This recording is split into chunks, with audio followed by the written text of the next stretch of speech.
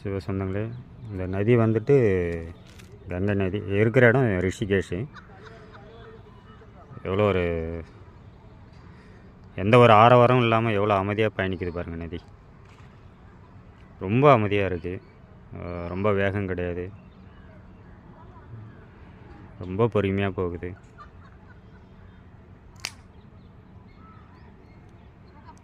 எவ்வளோ ஒரு அற்புதமான காட்சியை பாருங்கள் மக்கள்.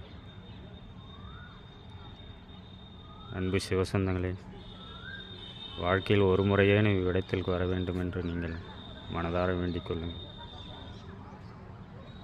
யாராக இருந்தாலும் பக்தி இருக்குதோ இல்லையோ, தெய்வ நம்பிக்கை இருக்கோ இல்லையோ, இந்த இடத்தை காண வேண்டும் என்கிறதான ஒரு ஆவல் மட்டுமே வைத்து கட்டாயம் வாழ்க்கையில் ஒரு முறையேனும் இவ்விடத்தை நீங்கள் கண்டு மகிழுங்கள்.